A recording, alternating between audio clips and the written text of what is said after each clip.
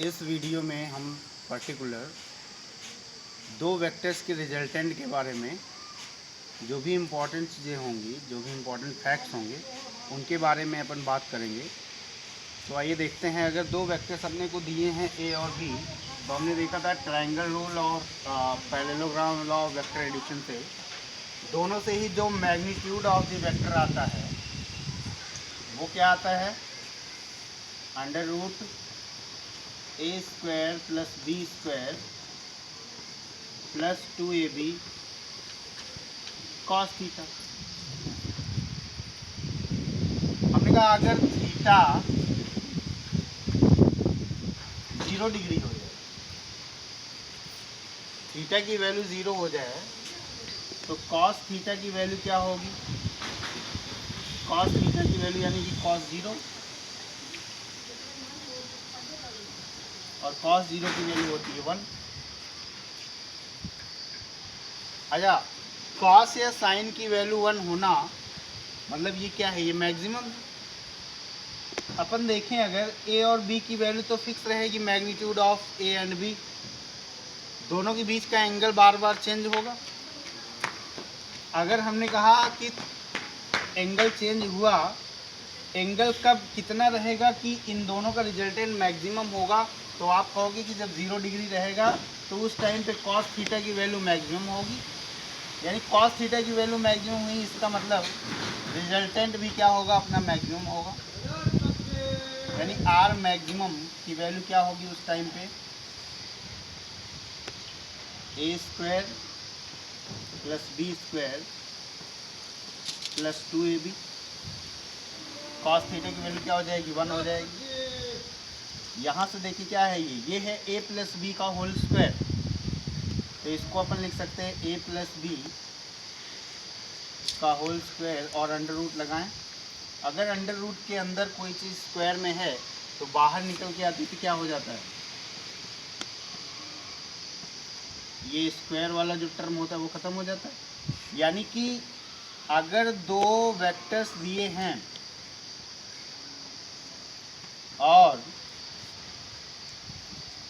कह रहा हो कि उनके बीच का मैक्सिमम रिजल्टेंट क्या हो सकता है, तो हम कहेंगे उनका जो मैक्सिमम रिजल्टेंट होगा वो तभी होगा जब दोनों वेक्टर्स किस डायरेक्शन में अप्लाइड हों, इन द सेम डायरेक्शन। अगर हमने कहा डिस्प्लेसमेंट है या फोर्स है, कोई सा भी वेक्टर है, अगर दो वेक्टर्स सेम डायरेक्शन में हैं तो हम कहेंगे उस टाइम पे मैग्नीट्यूड क्या होगा, मैक्सिमम होगा। यानी एक वेक्टर अगर इस डायरेक्शन में है, ए वेक्टर, तो बी वेक्टर भी सेम डायरेक्शन में होना चाहिए। तो अपन कहेंगे इन दोनों का जो मैग्नीट्यूड होगा उनका डायरेक्ट अपन सम कर लेंगे, तो अपने को क्या मिलेगा, रिजल्टेंट वेक्टर का मैग्नीट्यूड मिल जाएगा। अच्छा, और रिजल्टेंट वेक्टर का मैग्नीट्यूड तो इनके मैग्नीट्यूड के सम के इक्वल होगा। और अगर डायरेक्शन देखी जाए तो डायरेक्शन क्या होगी, डायरेक्शन भी सेम रहेगी। चाहे तो आप tan अल्फ़ा निकाल सकते हैं, tan अल्फ़ा की वैल्यू क्या आएगी, फॉर्मूला लगाओ, बी साइन थीटा अपॉन ए प्लस बी कॉस थीटा।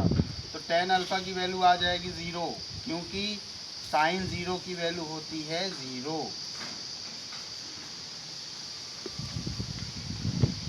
तो अपन कहेंगे भैया tan अल्फ़ा 0 है, यानी कि ए वेक्टर से कितना एंगल बनाएगा रिजल्टेंट वेक्टर, तो आप कहोगे 0 डिग्री। यानी कि दो वेक्टर्स अगर दिए हैं और हमें ये कंडीशन दी है कि उनका रिजल्टेंट जो है उसका मैग्नीट्यूड मैक्सिमम है, इसका मतलब क्या है, इसका मतलब है कि दोनों वेक्टर सेम डायरेक्शन में अप्लाइड हैं और उनका रिजल्टेंट वेक्टर भी उसी डायरेक्शन में आएगा। जैसे फॉर एग्जांपल अगर मैंने कहा कोई चीज़ है, उसी चीज़ को दो लोग एक ही डायरेक्शन में खींच रहे हैं, एक 2 न्यूटन के फोर्स से खींच रहा है और एक 4 न्यूटन के फोर्स से खींच रहा है, तो अपन कहेंगे दोनों का इफेक्ट मिला के कितना हो गया, 2 और 4 6 न्यूटन का, और किस डायरेक्शन में होगा, उसी डायरेक्शन में होगा। अब देखते हैं मिनिमम की बात करते हैं। अगर हमने कहा कि थीटा जो है वो हो जाए 180 डिग्री, तो उस टाइम पे कॉस थीटा की वैल्यू क्या होगी, cos 180 की वैल्यू क्या होती है -1, और cos थीटा -1 होने का मतलब क्या है कि जो cos थीटा है वो मिनिमम, sin थीटा या cos थीटा की मिनिमम वैल्यू क्या हो सकती है -1। तो हम कहेंगे उस टाइम पे अगर cos थीटा मिनिमम है तो रिजल्टेंट भी क्या होगा, मिनिमम होगा। तो उस टाइम पे जो रिजल्टेंट आएगा वो आएगा मिनिमम, और उसकी वैल्यू क्या होगी, under root a² plus b² plus 2ab।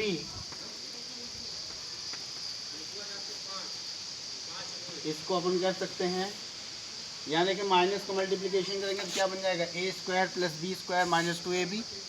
इसको मैं लिख सकता हूँ a माइनस बी का होल स्क्वायर, और ये स्क्वायर रूट हटाऊंगा तो क्या आएगा निकल के, a माइनस बी। यानी अगर दो वेक्टर्स अपने को दिए हैं और उनके रिजल्टेंट का हमें मिनिमम मैग्नीट्यूड चाहिए, तो बड़े वाले मैग्नीट्यूड में से छोटे वाले मैग्नीट्यूड को माइनस कर दें तो वही रिजल्टेंट होगा। और वो कब होगा, जब दोनों अपोजिट डायरेक्शन में लगे हों। यानी कि अगर ए वेक्टर अपना आगे की ओर लग रहा है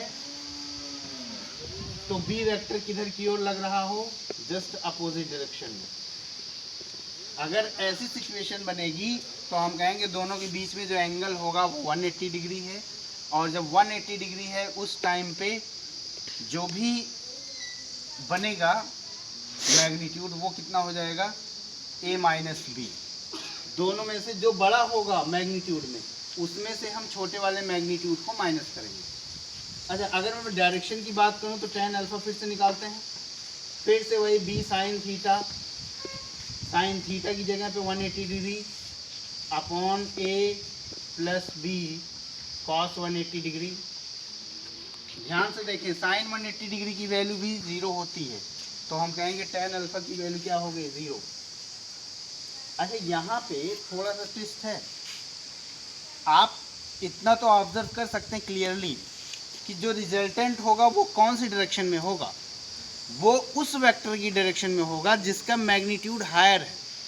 अगर हम पिछले वाला ही एग्जांपल यहाँ पे भी लें कि एक तरफ जो है 2 न्यूटन के फोर्स से खींचा जाए और एक तरफ 4 न्यूटन के फोर्स से खींचा जाए, तो किधर की तरफ रिजल्टेंट फोर्स लगना ये तो तय है कि 4 न्यूटन जिधर की तरफ ज़्यादा है उधर की तरफ लगेगा।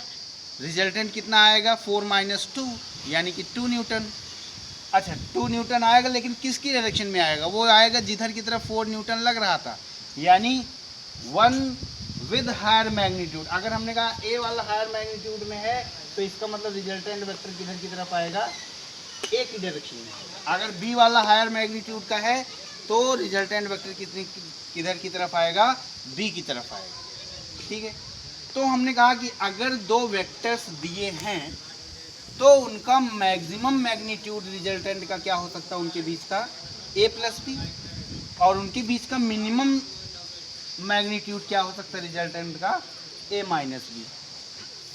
कभी कभी अपने को क्वेश्चन भी दिया जाता है, अगर हमने कहा दो फोर्सेस दिए हैं, फॉर एग्जांपल ये हटा दे रहा हूँ,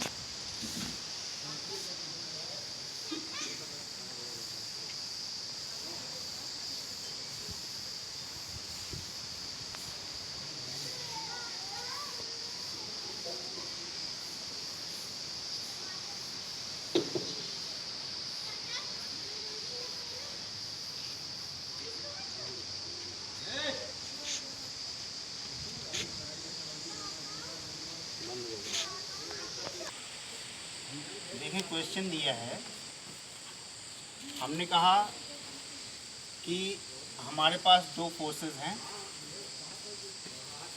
we have two forces of magnitude जिनका है 8 न्यूटन और 6 न्यूटन।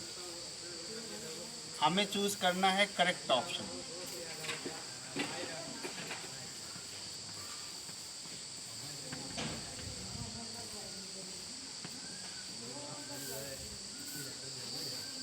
कि रिजल्टेंट का करेक्ट ऑप्शन क्या हो सकता है। ए ऑप्शन में हमने दे दिया 10 न्यूटन, बी ऑप्शन दे दिया 15 न्यूटन, सी ऑप्शन दे दिया 1 न्यूटन और डी ऑप्शन दे दिया हमने 4 न्यूटन।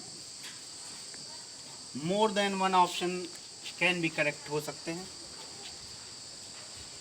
तो अगर हमें ये निकालना है कि कौन से ऑप्शन जो हैं वो करेक्ट, अब देखें अपने पास जो अपने पास जो फोर्सेस हैं वो क्या है, 8 न्यूटन 6 न्यूटन। अगर हम ध्यान से देखें तो हम कह सकते हैं कि मैक्सिमम आर मैक्सिमम क्या हो सकता है, वो हो सकता है 14 न्यूटन। आर मिनिमम क्या हो सकता है, वो हो सकता है 8 माइनस 6 यानी कि 2 न्यूटन। तो क्या मैं ये कह सकता हूँ रिजल्टेंट वेक्टर का जो मैग्नीट्यूड होगा वो 2 न्यूटन से ज़्यादा होगा और 14 न्यूटन से कम होगा, यानी 2 न्यूटन और 14 न्यूटन के बीच का ही हो सकता है। 2 न्यूटन से छोटा नहीं हो सकता और 14 न्यूटन से बड़ा नहीं हो सकता। क्लियरली अपन देख सकते हैं कौन कौन सा ऑप्शन हो सकता है। 10 न्यूटन, क्या ये पॉसिबल है या नहीं है? तो आप कहेंगे बिल्कुल है। क्यों है? क्योंकि ये 14 न्यूटन से छोटा है तो ये है,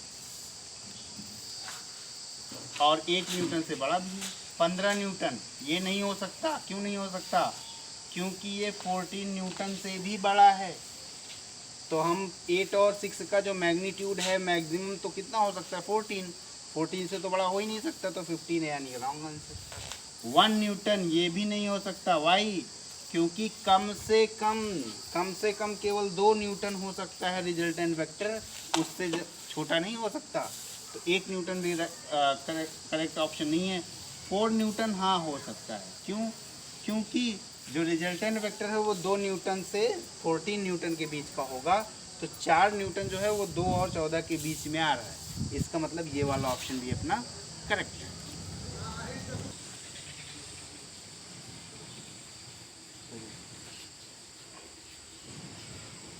हमने कहा अगर थीटा की वैल्यू हो जाए 90 डिग्री, यानी एक वेक्टर ए वेक्टर इस डायरेक्शन में है और बी वेक्टर इस डायरेक्शन में है और दोनों के बीच का एंगल क्या है, थीटा। तो एक चीज़ तो फिक्स है कि जो रिजल्टेंट वेक्टर होगा वो ऐसे बीच में से ही जाएगा, कहीं से कंस्ट्रक्ट करेंगे आप डायगोनल तो आपको पता चलेगा। अब इस रिजल्टेंट वेक्टर का जो मैग्नीट्यूड होगा, थीटा की वैल्यू 90 होने का मतलब कॉस 90 की वैल्यू क्या होती है भाई साहब, वो होती है 1, सॉरी 0। कॉस 90 की वैल्यू क्या होती है, 0। कॉस 90 की वैल्यू 0 होने का मतलब रिजल्टेंट वेक्टर क्या आएगा, under root A square plus B square plus 2ab into 0। क्या हुआ ये, under root A square plus B square. ये तो हुए रिजल्टेंट का मैग्नीट्यूड। और अगर डायरेक्शन की बात करें tan अल्फ़ा, अगर ये एंगल अल्फ़ा है तो tan अल्फ़ा की वैल्यू क्या होगी, b sine theta, b sine 90 का मतलब कितना हो गया 1 upon a plus b cos theta की वैल्यू 0, यानी ये हो गया b बाई ए। यानी tan अल्फ़ा की वैल्यू क्या होगी, b by a. Magnitude as well as direction हम दोनों ही देख सकते हैं। ठीक है। अच्छा, अब छोटी छोटी चीज़ें अपन देखें। जैसे अगर मैं आपको एक क्वेश्चन दूं, हमने कहा कि दो इक्वल वेक्टर्स हैं, 2 वेक्टर्स हैं इक्वल मैग्नीट्यूड के और उनका रिजल्टेंट भी उनके ही मैग्नीट्यूड के इक्वल आ रहा है, रिजल्टेंट का मैग्नीट्यूड। चाहे तो आप क्वेश्चन नोट कर लें। 2 vectors are of same magnitude if their resultant vector is also have the same magnitude as of them, then the angle between the vectors is, हमने कहा कि अपने पास दो वेक्टर्स हैं, ए वेक्टर है, बी वेक्टर है, दोनों का मैग्नीट्यूड सेम है, यानी A equals to B equals to R है, और इनका रिजल्टेंट जो वेक्टर होगा उसका भी मैग्नीट्यूड क्या है, इन दोनों के ही इक्वल है।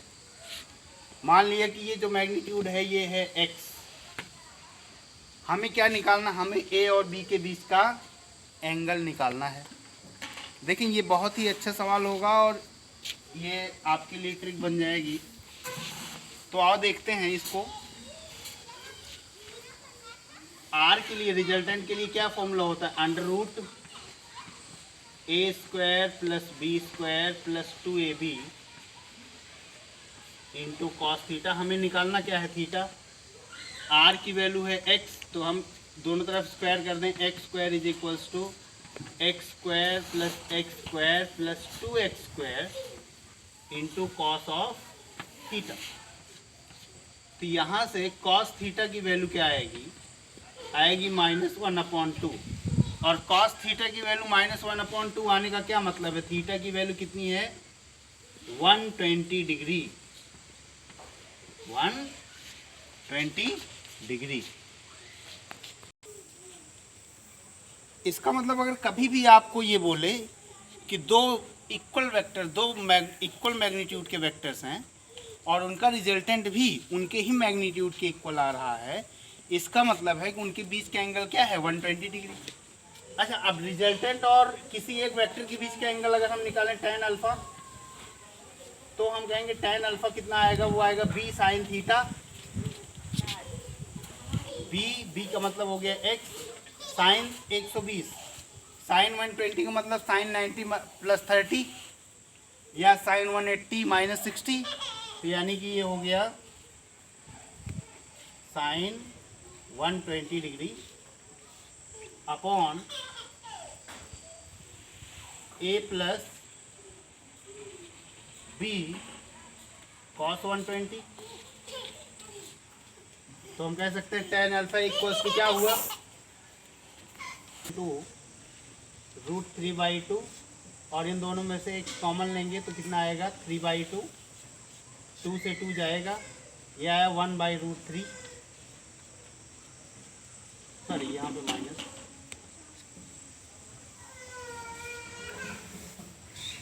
ये आया